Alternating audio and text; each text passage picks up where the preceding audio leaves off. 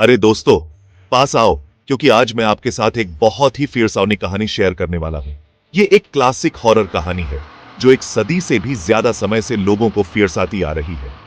मैं बात कर रहा हूं a turn of the screw की, जो हेनरी जेम्स की एक मास्टरपीस है। जरा सोचो, क्रिसमस की शाम है और दोस्तों का एक ग्रुप एक पुराने, खड़खड़ाते हुए घर में आग के पास बैठा है।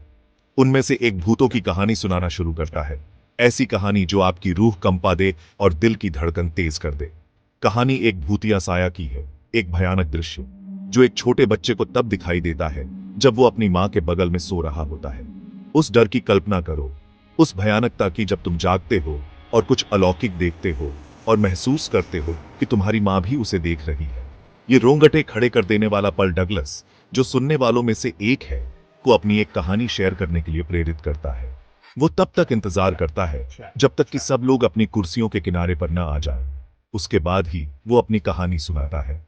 वो इस बात से सहमत है कि इतनी कम उम्र में भूत को देखना एक भयानक एहसास होता है, लेकिन उसके पास कुछ और भी ज्यादा खौफनाक है। अगर एक बच्चे का भूत देखना स्क्रू का एक मोड़ है, तो वो कहता है, दो बच्चों के बारे में क्या ख्याल है? और यहीं से असली डर शुरू होता है। डगलस की कहानी एक ऐसी गवर्नेंस के इर्द गिर्द घूमती है, जिसे एक दूर दराज की संपत्ति में दो बच्चों, माइल्स और फ्लोरा की देखभाल के लिए रखा जाता है। लेकिन जल्द ही उसे साए दिखाई देने लगते हैं। एक पूर्व नौकर, पीटर क्विंट का भूत, और पिछली गवर्नेंस, मिस जेसन। दोनों का जीवित रहते हुए बच्चों पर एक भयानक नियंत्रण था, और अब मृत्यु के बाद भी उनका दुर्भावनापूर्ण इन्फ्लुएंस बना हुआ है। गवर्नेंस इन भूतिया शख्सियतों से बच्चों की रक्षा के लिए एक भयानक संघर्ष में फंस जाती है, लेकिन वास्तविकता और पागलपन के बीच की रेखा धुंधली हो जाती है। क्या भूत असली हैं या वे उसकी कल्पना की उपज हैं? बच्चों का भयानक व्यवहार भी मदद नहीं करता है। कभी कभी वे निर्दोष और प्यारे लगते हैं, और कभी कभी अजीब तरह से मोह। टेंशन बढ़ता है, डर बढ़ता है, और कहानी एक नर्व रैकिंग क्लाइमेक्स में बदल जाती है। बच्चों को बचाने के लिए गवर्नेंस के हताश प्रयासों का एक दुखद अंत होता है, जिससे पाठक यह सवाल करते हैं कि वास्तव में क्या हुआ था। क्या यह सब उसके दिमाग में था, या वास्तव में संपत्ति पर कोई अलौकिक उपस्थिति का साया था?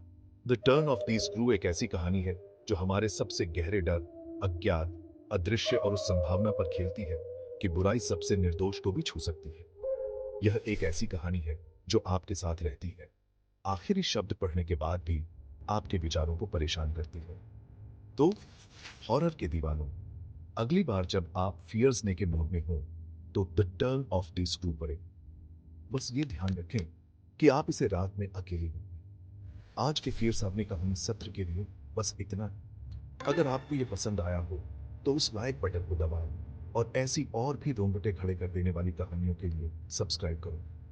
और याद रखें, कभी कभी सबसे फियरसाउनी कहानियां वे होती हैं जो आपको अपनी ही इंटरनेट पर सवाल उठाने पर मजबूर करती हैं। सब लोग फियर्स रहे।